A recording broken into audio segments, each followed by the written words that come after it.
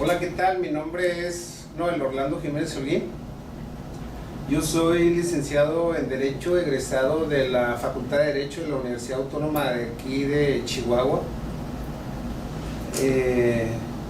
Tengo la fortuna de impartir la cátedra de Derecho Penal en diversas universidades, en algunas ya no, pero hoy en día estoy dando la cátedra en dos universidades. Y me toca impartir Derecho Penal parte general, Derecho Penal parte especial y procesal penal del nuevo sistema de justicia penal, que no es tan nuevo ya, ¿verdad?, aquí en Chihuahua. Me surgió la idea de realizar videos en relación a temas de derecho penal, porque en mi experiencia como catedrático he advertido que en los exámenes los alumnos de pronto llevan conceptos erróneos, pero que esos errores surgen de no tomar debidamente los apuntes en clase. Yo los exámenes los hago en forma oral, yo no hago exámenes escritos. ¿Por qué? ¿Por qué los hago en forma oral? Porque me parece que incluso con el sistema de juicios orales en materia penal y hoy en día civil, mercantil, al menos aquí en Chihuahua, todo tiende a la oralidad. Entonces me parece que los exámenes orales son formativos.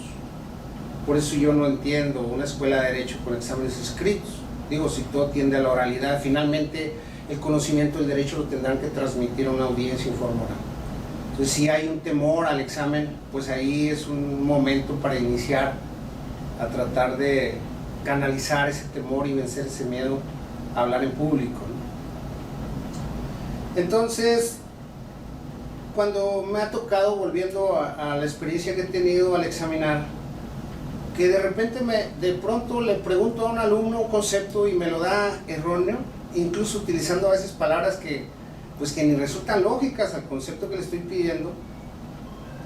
Y cuando le digo, oiga, ¿qué entiende por esa palabra? No, pues no sé, pero así lo tengo en mis apuntes. Si me quieren mostrar, incluso, mire maestro, así los tengo, así lo apunté.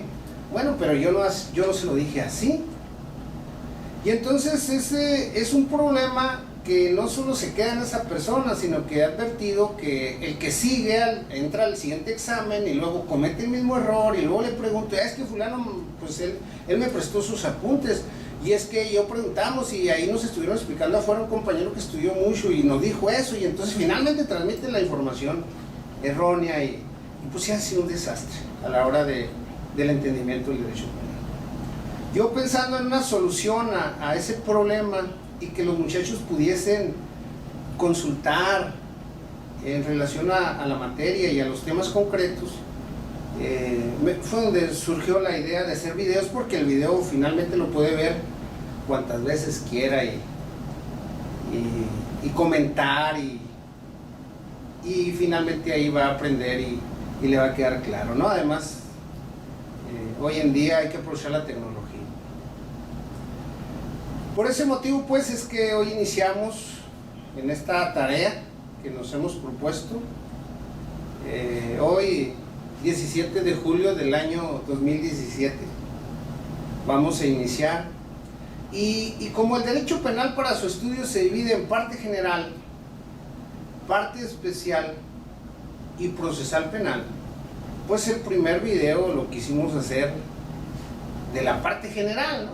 de la primera parte, pues, del estudio del derecho penal. Con independencia de que con posterioridad empezaremos a trabajar videos sobre diferentes temas, sean procesales, sean de la parte especial o bien también de la parte general. Como el tema primero va a ser la parte general del derecho penal, pues lo que nos atañe hoy en día es estudiar, pues, la teoría general del delito, que finalmente es lo que se analiza en la parte general.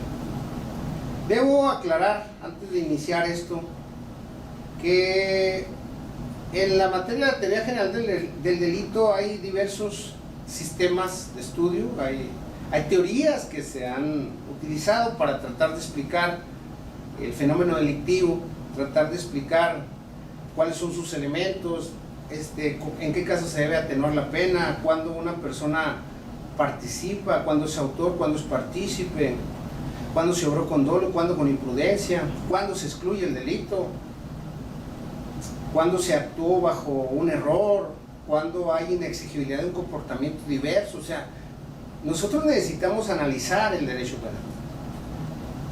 Para analizar la ciencia del derecho penal, se crearon todas esas teorías que desde finales del siglo XIX en Alemania surgen por la necesidad de transmitirle a los alumnos el conocimiento del derecho penal. Entonces, hay que transmitirlo de una forma científica y hay que tratar de explicarles elementos y características del delito, y de esa manera surgen los sistemas que ha habido, entre ellos causalismo, funcionalismo, finalismo y otras tantas teorías que tratan de explicar los elementos del delito, como la teoría bitómica, la tritómica, tetratómica, pentatómica, hexatómica, heptatómica. Es decir, todas esas teorías tratan de explicar cuántos elementos y por qué conforman al delito. Finalmente, todo el núcleo de estudio del derecho penal, parte general, es el delito. La teoría hexatómica es la de 6 elementos y es la que nosotros vamos a analizar a partir de hoy en los videos subsecuentes. Vamos a analizar los 6 elementos que finalmente la tetra, la penta, la tritómica, todos ellos analizan los mismos elementos, pero unos los subsumen al otro. Por ejemplo, unos dicen que la imputabilidad no es elemento del delito, sino que es un presupuesto de la culpabilidad, y analizan la culpabilidad. Hay quienes dicen que la conducta no es un elemento, que es un presupuesto de la tipicidad. Bueno, tienen razón, tendrán razón todos, pero me parece que para que el estudiante universitario pueda comprender todas y cada una de esas teorías, me parece que una teoría muy completa para su análisis es la hexatómica, la de 6 elementos. Entonces vamos a iniciar el estudio de esa manera, pero antes de eso quiero explicar el concepto de derecho penal y del derecho procesal penal, y lo voy a hacer de una forma muy simple. No crean que voy a dar conceptos muy científicos, ni mucho menos. El derecho penal sustantivo, que finalmente está aterrizado en el Código Penal, lo podríamos definir como el conjunto de normas jurídicas que establecen los delitos, las penas y las medidas de seguridad. Eso está en el Código Penal. Delitos, penas y medidas de seguridad. Cuando hablamos de delitos, hablamos de tipos. En realidad, notarán que durante los diversos videos que se vayan subiendo, cuando a veces hablamos la palabra delito, nos estamos refiriendo al tipo, ¿no? Tipo, delito, sinónimo, aun cuando no son sinónimos, ¿no? Pero se utilizan de manera regular cuando hablamos de, a ver, ¿qué dice el delito de robo? En realidad nos referimos al tipo, pues. Pero es importante para que no se me vayan a confundir. Hablando pues del robo, en el artículo 208 del Código Penal sustantivo, establece que comete el delito de robo aquel que con ánimo de dominio se apodera de una cosa ajena total o parcialmente, de naturaleza mueble, sin derecho y sin consentimiento del propietario. Esa es la hipótesis delictiva que está en el código, la nota descriptiva que dice que ese tipo penal se llama robo, artículo 208. El día que un sujeto, un ciudadano gobernado, se introduce en una casa ajena a través de una de las ventanas, rompe el cristal, se introduce y del interior sustrae un objeto de valor, vamos a suponer que un horno de microondas, en ese momento ese sujeto está adecuando su conducta al 208 del Código Penal. a la hipótesis delictiva al tipo penal de robo. Pero dijimos que establece delitos, pero también establece penas. El artículo 208 después trae 3 fracciones, estamos hablando del Código Penal de Chihuahua, ahí establece las penas que merece el sujeto. Incluso en esta se da una circunstancia amplificadora de la pena, que es haber cometido la sustracción de una casa, del interior de una casa habitación, que es el numeral 202. Entonces la pena se incrementa, la del tipo básico se incrementa con la ampliación típica que hemos hecho referencia. Perfecto, ya un sujeto se introdujo en una casa y se apoderó de un objeto, naturaleza mueble, es ajeno, lo hizo con ánimo de dominio, lo hizo sin derecho y sin consentimiento del propietario. Perfecto, se hizo acreedor una sanción. Ahora, ¿cómo le vamos a aplicar la sanción? Ahí está en el Código Penal, ¿cómo le vamos a aplicar? Pues para eso es importante el Código Procesal, porque para poder aplicarle a una sanción, el sujeto activo del delito debe ser oído y vencido en juicio. Entonces hay que abrirle un procedimiento y entonces cobra aplicación el Código Procesal. En este caso, en México está vigente el Código Nacional de Procedimientos Penales ya a nivel nacional desde el 16 de junio del año 2016, que fue el término de la vacatio legis desde 2008, que fue cuando se promulgó la reforma a la Constitución Federal de la implementación de juicios orales, desde luego. Aquí en el estado de Chihuahua nosotros tenemos el sistema de juicios orales desde el año 2007, entonces con nosotros ya no es nuevo sistema, ¿no? Pero bueno, el Código Nacional es nuevo en todo el territorio. Nosotros, ¿cómo definiríamos derecho procesal penal? Como un conjunto de normas jurídicas sistematizadas que tienen por finalidad aplicar el derecho penal sustantivo, el que está en el Código Penal, a un caso concreto y particular, al caso donde el tipo se mete a la casa y sustrae el horno de microondas. Cuando yo hablo de normas jurídicas sistematizadas, me refiero a que es un sistema de normas. Cuando digo sistema de normas es porque están organizadas como una especie de engranaje, adminiculadas y concatenadas unas con otras. No son normas jurídicas aisladas.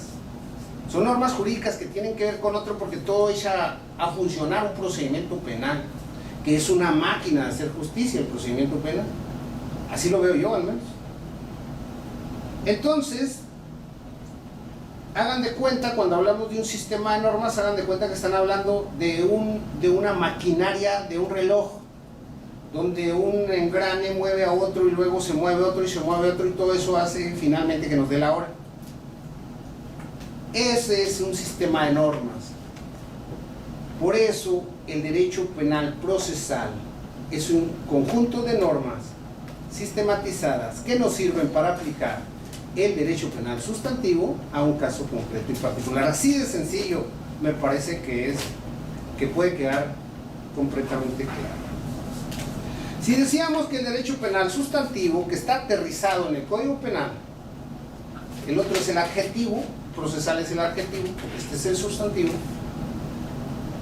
dice que es un conjunto de normas jurídicas que establece delitos, penas y medidas de seguridad. Entonces vamos a empezar con el análisis del delito.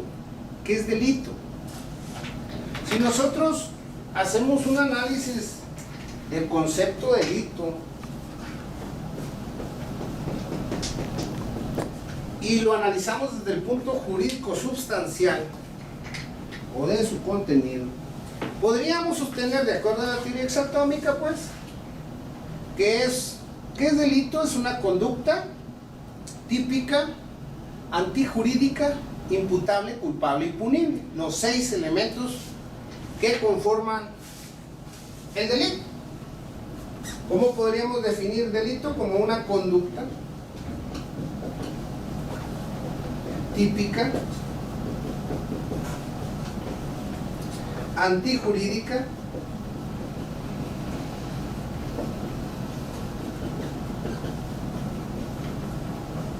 imputable,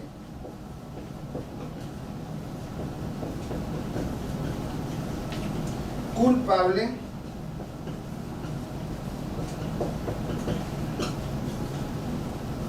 y punible. Y ahí nos da los 6 elementos de la teoría hexatómica, que es la que vamos a ver. Esto podríamos decir que es delito. Desde el punto de vista jurídico sustancial, desde el punto de vista formal, ¿qué podría ser delito? Pues apartarse del buen camino señalado por la ley. Si ustedes van al centro de la ciudad y preguntan qué es delito, cualquier persona les pueda dar una opinión. Pues cuando se hace algo malo, pues cuando robas, cuando haces algo contrario a la ley, todo el mundo les va a dar un concepto, pero difícilmente una persona, un profano, les va a dar un concepto técnico de derecho, de delito, perdón. Entonces, para iniciar el análisis de la teoría del delito, vamos a iniciar con el primer elemento, que es la conducta. Estos los iremos desarrollando en otras oportunidades. Hoy vamos a iniciar con el primer elemento, que es la conducta. ¿Por qué? ¿Por qué el primer elemento es la conducta? Porque hay un dogma penal, y cuando me refiero a dogma es que tiene validez universal, que dice non un crimen sine conducta. No hay delito sin conducta. El delito, el derecho penal sanciona conductas, y la conducta no es un color de piel, no es una idea, no es una forma del cabello, no, la conducta es un comportamiento. Por eso vamos a definir la conducta como un comportamiento humano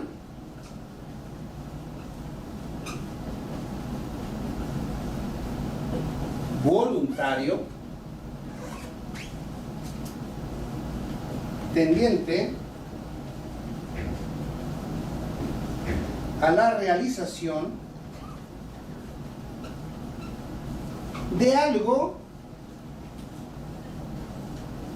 que le interesa al derecho penal.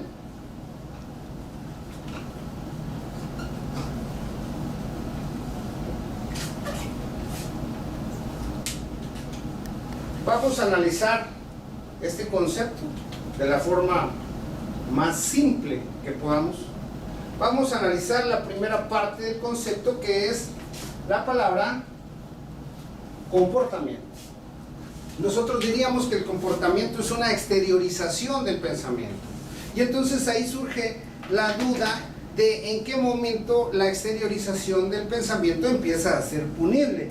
Y para ello, para poder entender ello, hay que hacer un análisis de la teoría del iter criminis. El iter criminis es un latinazgo que nos indica el camino del delito. Iter criminis.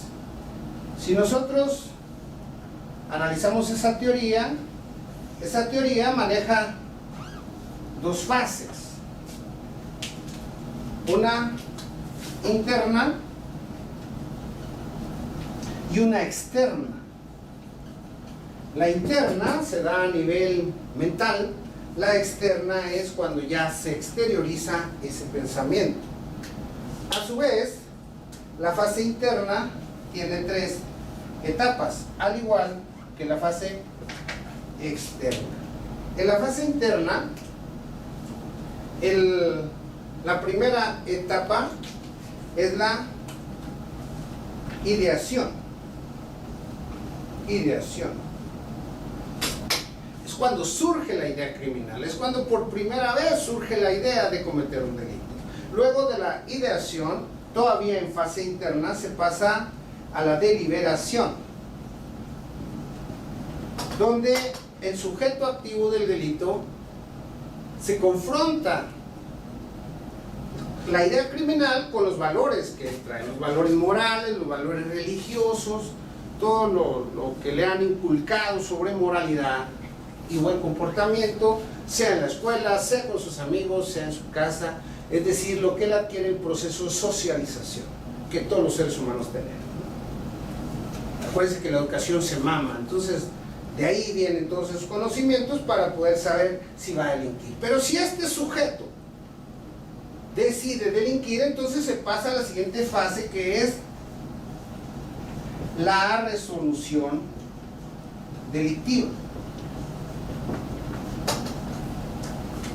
Esta resolución delictiva nosotros sabemos que es el dolo, cuando decide delinquir, cuando resuelve delinquir, la resolución delictiva. Y entonces de ahí vamos a pasar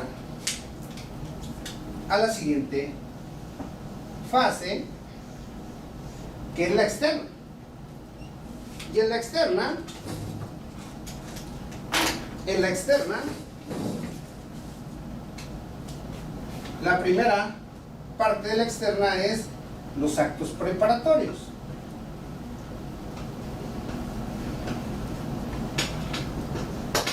Si el sujeto ya resolvió delinquir, entonces ahora hay que preparar el delito. Hay que seguir al sujeto, hay que ver si lo quiero privar de la vida, a qué hora sale, en qué anda, con quién anda, sus horarios.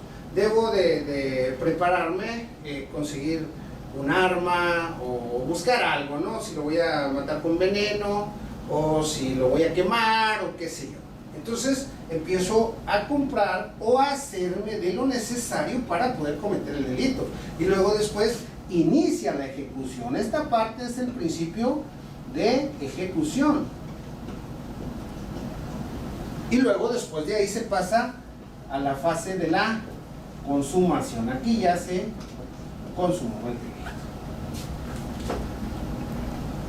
Para poder analizar en qué momento, cuando ya dijimos comportamiento, exteriorización del pensamiento, estamos hablando de que la fase externa es la punible. Para poder saberlo, la respuesta la tiene el artículo 19 del Código Penal, que es donde se define legalmente la tentativa punible. La compañera Sol nos ayudará para darle lectura al artículo 19 y vamos a ver, vamos a darnos cuenta que la teoría del intercriminis está plasmada en el artículo 19 del Código Penal. Creo que es el 12 del Código Penal Federal, si mal no recuerdo, y está plasmado en términos idénticos, por no decir igualitos. Adelante, Sol, por favor. Artículo 19. Tentativa punible.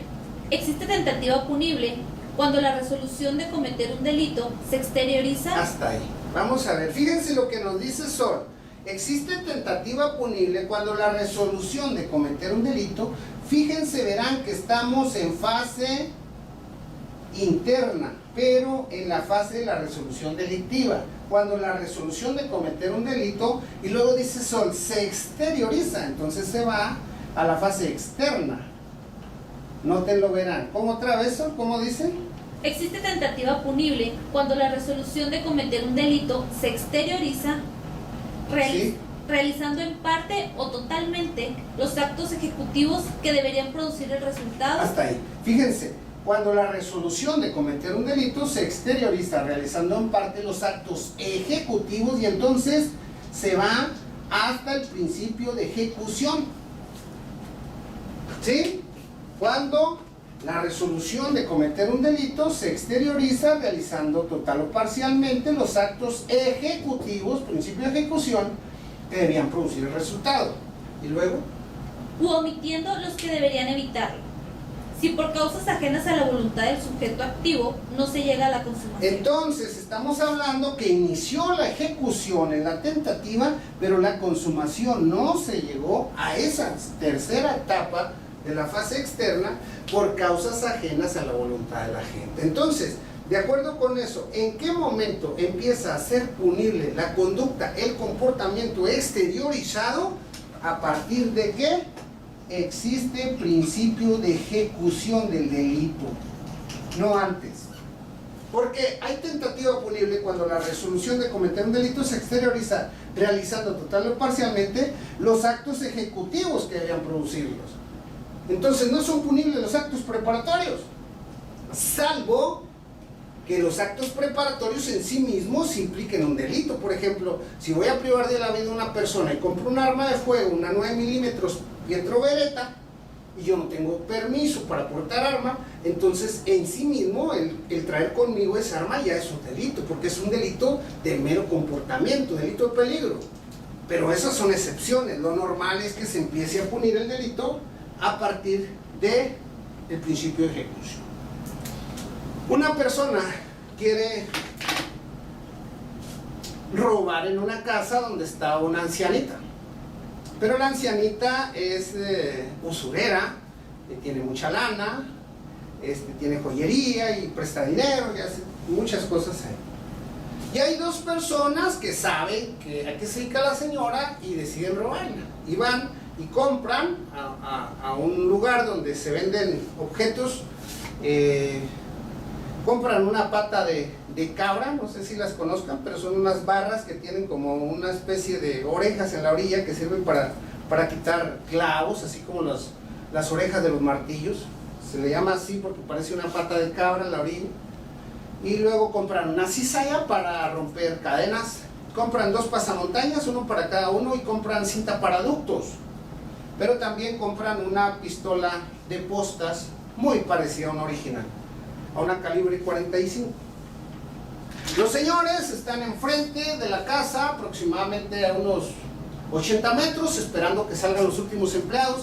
Son las 5 de la tarde, por allá de las 7 se empiezan a retirar los empleados, y ellos están enfrente esperando que salga la gente para entrar a robar. Resulta que a la vuelta de esa casa hay un despacho de un abogado que recientemente le rafaguearon ahí su fachada. No sabemos por qué, pero algún cliente molesto le dio una rafagueada y le disparó.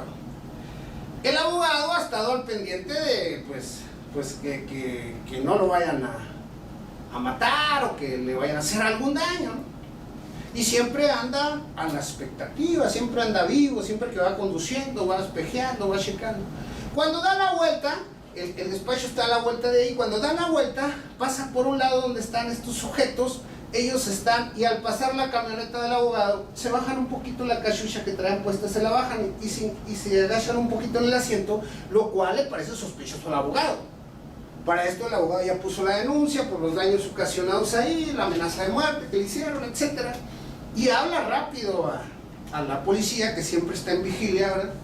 Y rápido llegan y un grupo de policías llegan y los bajan con armas de fuego. ¡Ay, para abajo! ¡Ay, ¿qué pasa? ¿Qué pasa? Los detienen, los aprenden y luego les hacen la lectura de derechos, y ellos dicen, cuando les hacen lectura de derechos les dicen: están ustedes detenidos por el intento de secuestro del abogado.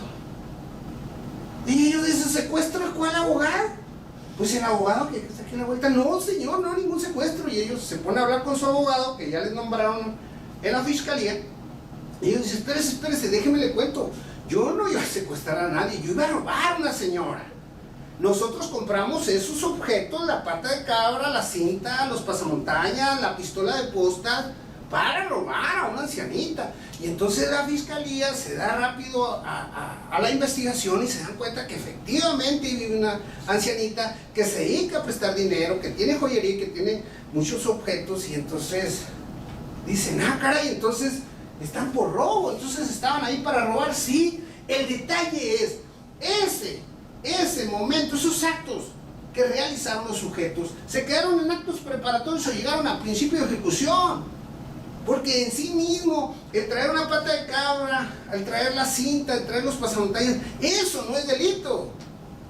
Como no inició la ejecución del hecho, lo correcto es que lo dejen en libertad. ¿Sí? ¿Por qué?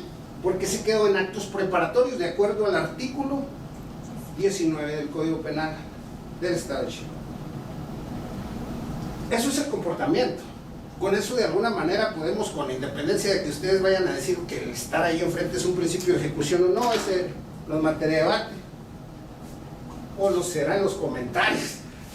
Pero me parece que queda claro, pues, en qué momento empieza a punirse la conducta. También debo dejar en claro que la tentativa solamente puede darse en delitos de resultado. Eso me queda claro, ¿no? hay dos formas de integrar conducta. Debe haber una conducta y debe haber un resultado. Estamos hablando de los delitos de resultado material, porque hay otros donde hay conducta, pero no se exige resultado. La tentativa solo puede darse en estos, los delitos de resultado, donde se da una conducta y se da un resultado. Por ejemplo, en el homicidio debe haber una conducta tendiente a privar de la vida y debe haber un resultado mortal. Pero entre esa conducta y ese resultado mortal debe haber un nexo causal. Necesariamente, algo que una la conducta al resultado, que este resultado sea consecuencia directa e inmediata de la conducta. Si esta conducta se llevó a cabo, pero el resultado, al quererlo privar de la vida, resulta que el tipo salió muy ligero, la víctima corrió, no alcanzó a darle ningún balazo, llega la policía y lo aprende, entonces es un homicidio en grado de tentativa. ¿Por qué? Porque se dio la conducta tendiente a privar de la vida, pero el resultado no se obtuvo por causas ajenas a la voluntad del agente. Pero aquí sí hubo principio de ejecución. Pero los delitos de conducta, de mera conducta o de mero comportamiento, también conocidos como delitos de peligro, no puede haber tentativa, porque estos son delitos de mero comportamiento. El clásico es el porte de arma. La persona trae el arma consigo, ese solo hecho de traer el arma es delito ya, entonces no puede haber tentativa. ¿Por qué? Porque no se exige un resultado. El incumplimiento de las obligaciones de asistencia familiar, un tipo penal homicidio de omisión propia, tampoco puede haber tentativa. El solo hecho de que no des lo suficiente para darle alimentos a tus hijos o a quien tienes obligación de darlos, ya es delito. Entonces no se requiere un resultado, no se requiere que el niño muera por inanición o por que no le dieron la asistencia en caso de enfermedad, ni mucho menos un delito de mero comportamiento. Entonces en eso no puede haber tentativa. Digo para dejar en claro esto. Entonces dijimos comportamiento y luego enseguida viene humano. Comportamiento humano. ¿Por qué? ¿Por qué comportamiento humano? Porque decíamos que hay un dogma penal que dice nullum crimen sine conducta. No hay delito sin conducta. Entonces, los únicos que podemos realizar conducta somos los seres humanos, no los animales. No puedo procesar al gallo porque le picó el ojo al niño. No puedo procesar al perro porque le mordió la pierna al vecinito. No, porque los animales, ¿cómo me vería enjuiciando a un animal? Eso es, pues se oye lógico y hasta de broma, ¿verdad? Pero no. Solo los humanos podemos cometer delito porque somos los únicos que podemos realizar conductas. Y en este tema, debo decir que hay un debate que ha surgido con las últimas teorías desde antes, pero hoy en día ha cobrado vigencia. El hecho de pensar si las personas morales pueden cometer delitos. En mi opinión personal, por más que digan que sí, hay teorías que dicen que sí, me parece que no. La persona moral es una persona jurídica, es una ficción de la ley. La persona jurídica, la persona física somos los humanos. Pero las personas colectivas o personas jurídicas o conocidas como personas morales no son humanos. Se conforman de humanos. Pero no pueden hablar de que una persona moral pueda cometer un delito. Hay algunos autores que pretenden asimilar el gerente en la cabeza, los obreros son los brazos. No, señores, bueno, pues con todo respeto a las opiniones que tienen, pero me parece que el pretender meter como autores del delito a las personas morales sería cambiar todos los principios y todos los dogmas y todo lo que hay de derecho penal, echar por la borda todo lo que se ha analizado del siglo XIX. Sí tienen razón en que puede haber responsabilidad de la persona moral, pero no puedo meter a la cárcel a Soriana, por favor, no puedo meter a Oxxo a la cárcel. Él no puede cometer un delito, pero sí puedo responsabilizarlo por lo que haga su directivo, por lo que haga su empleado, siempre y cuando esa conducta realizada por aquel pues haya sido dada por los medios que le facilita la empresa y los ha hecho a nombre de la empresa. Pero los únicos que responden, pues, en materia penal, como responsables del delito y que se le pone una sanción penal, son los seres humanos. Las personas morales van a tener sanciones administrativas, la podemos disolver, la podemos intervenir, podemos obligarla a que pague en lugar del sujeto. Hay un artículo en el Código Penal en el tema de la reparación del daño, por ahí por el 40 y tantos, donde quienes son otros obligados a reparar el daño. Y ahí en otros obligados a reparar el daño habla de los patrones. ¿Cuál fracción son? ¿Cómo dice? Fracción segunda. Los patrones por los delitos que cometen sus trabajadores con motivo y en desempeño de sus servicios están obligados a reparar el daño. Entonces, si se fijan, el patrón puede ser una persona moral. Imagínense un sujeto que trabaja en una ferretería, que es una persona moral, lleva un cargamento de arena de 3 metros de revuelto porque lo lleva donde están haciendo una construcción, y en ese intent se impacta y choca porque no trae frenos el camión, qué sé yo. Y el empleado dice, pues yo cómo voy a pagar, yo no trae seguro el camión. Entonces podemos obligar a la persona moral, patrón, a reparar el daño porque éste lo cometió con motivo y en ejercicio de sus funciones. Sí, estamos hablando de una persona moral, pero insisto, los únicos que podemos cometer delitos somos los seres humanos, con independencia del debate que va a generar todo esto, ¿eh? A mí me parece que sería echar por la borda todo lo estudiado y doctrinas y todo lo que hay del derecho penal, incluso acabar con el dogma nullum crimen sine conducta, y es un valedero universal, ¿no? Entonces, comportamiento humano voluntario. La conducta penal debe ser voluntaria. Y cuando nos referimos a voluntaria, es que el sujeto tenga la conciencia de lo que está haciendo. ¿Cuándo se daría la involuntariedad? ¿Cuándo faltaría la conducta? El artículo 28 del Código Penal de Chihuahua, en su fracción primera, nos habla de la ausencia de conducta, de cuándo falta la conducta, que es el aspecto negativo del delito. ¿Qué dice la fracción primera del 28, Susan? El delito se excluye cuando, fracción primera, ausencia de conducta, la actividad o la inactividad se realice sin intervención de la voluntad de la gente. Entonces, cuando se realice sin la voluntad de la gente, entonces uno cuenta que uno de los elementos más importantes, pues, todos son importantes desde luego, pero para determinar cuándo falta la conducta, es cuando el acto no es voluntario. La voluntariedad es algo esencial en la conducta. Cuando el acto no es voluntario, muchachos, cuando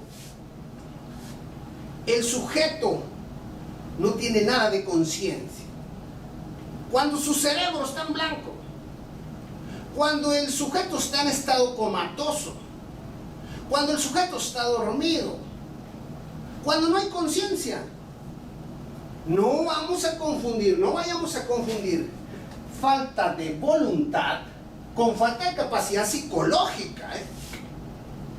Porque en la falta de capacidad psicológica estamos en el terreno de la inimputabilidad. Aquí no hay conciencia. En la inimputabilidad hay conciencia perturbada, pero conciencia. O sea, él tiene una conciencia, solo que él ve las cosas diferentes, porque es un enajenado mental, porque es un enfermo, pero hay conciencia. En este caso no hay conciencia. El sujeto actúa por actos reflejos, el sujeto actúa por puros movimientos humanos corporales, pero no hay conciencia, no hay voluntad. Un caso de ausencia de conducta en el tema de la voluntariedad sería la fuerza física exterior irresistible. Vamos a suponer que un sujeto está observando un aparador, y en lo que él está observando hay algunas corbatas, porque está viendo a ver cuál se compra en un aparador. De pronto así está por la banqueta y viene un tipo en una patineta, un joven en una patineta, y tratando de dar al cordón, pierde el control y va y se proyecta contra el muchacho que está frente al aparador, le pega en la espalda y lo proyecta hacia el frente y rompe los cristales y hace un buen despapalle allá adentro. Dirían daños, sí ocasionó daños, pero no fue voluntario, porque hubo una fuerza física exterior irresistible que lo proyectó hacia allá. Cuando una persona lo agarran en calidad de bulto, lo cargan y se lo avientan al otro, así como las peleas del santo, ¿se acuerdan? Cuando los agarraba y pum, lo proyectaba hacia el otro y aquel otro vaya, aplasta a aquel y lo lastima. No puedes hablar de lesiones por él, porque él fue como haberle aventado un costal de papas, o haberle aventado un martillo. O sea, era como si fuera un objeto, pues. Pero no hay conciencia, no hay voluntad. Esto es importante determinar, pues. Hay ocasiones, o hay algunos temas en materia doctrinal, en la ausencia de conducta, cuando falta la conducta, que es el aspecto negativo de la conducta. Se ha cuestionado sobre si la hipnosis es un aspecto negativo, que si elimina la voluntad del sujeto, que si hay conciencia o no, el estado sonambúlico. Hay una serie de debates sobre ese tema que finalmente quienes deberán resolverlo serán los psicólogos, los psiquiatras y los especialistas en las cuestiones de la mente para analizar en cada caso concreto. Pero siempre y cuando no haya voluntad, eso sí, cuando ustedes sean defensores, o sean ministerios públicos, o sean jueces, analicen, cuando no haya voluntad, faltará la conducta. Y entonces se da el aspecto negativo. Ya por último nos falta decir, dijimos comportamiento humano voluntario, tendiente a la realización de algo que le interesa al derecho penal. Le puse de algo porque finalmente la conducta interesa en la medida en que se produce un resultado. No sabemos cuál resultado busca. Entonces, esta conducta penal es importante en la medida en que vulnera la norma jurídico-penal. Es decir, ahorita, por ejemplo, Sol me puede decir, oiga, licenciado, me permite, voy a tomar agua. Ella se levanta, voluntariamente va y toma unos sorbos de agua y se regresa. Esa es una conducta. Es un comportamiento humano voluntario, de acción. Pero no tiende a la vulneración de una norma jurídico-penal, por eso no nos interesa. Nos interesa en la medida en que tienda a la realización de algo que le interesa en derecho penal.